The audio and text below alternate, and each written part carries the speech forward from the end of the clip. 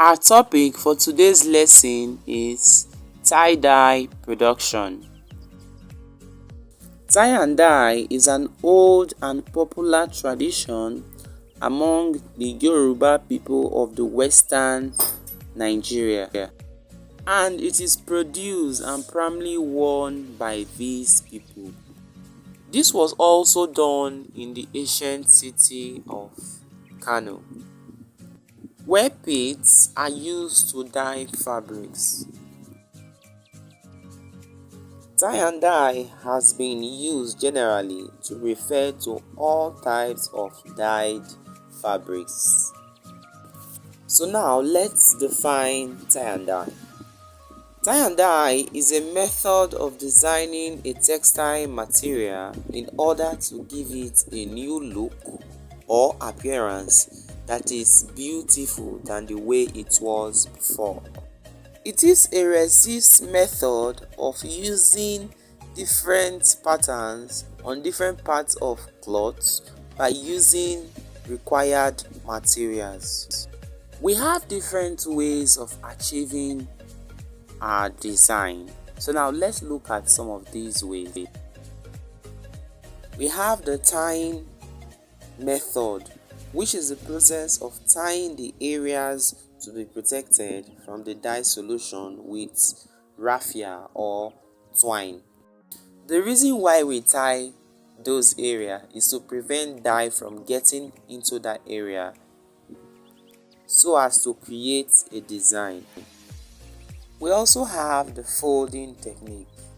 In this method, we fold the fabric before dyeing it to form a design or shape.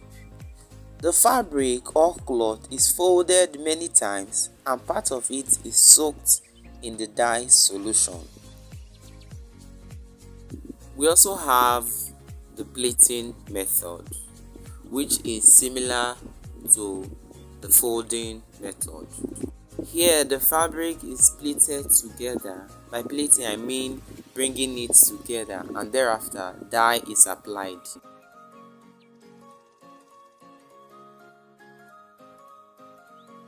We also have the stitching method.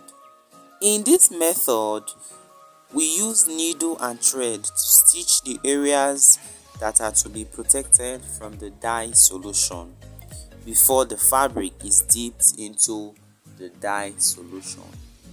And lastly, we have the marbling method.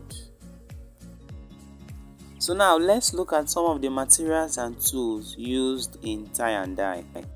We have bows. We also have anglo. Bows are used to mix dye, and we also wear anglo to protect us from the chemicals used in dyeing fabrics. We also need our chemicals. In tie-dye, we make use of two chemicals, which are the hydrosulfide and caustic soda. The function of caustic soda is to open the pores of the fabric to allow easy absorption of dye, while the function of hydrosulfide is to close the pores of the fabric that has been opened by caustic soda, and also helps to retain the color of dye to the fabric. Another material used in tie and dye is our dye. Our dye comes in different color, so you can decide to use any type of color you want. We also use strings, otherwise known as rope. It is used to tie the fabric to prevent that area that is dyed from absorbing dye. And lastly, we have our fabric.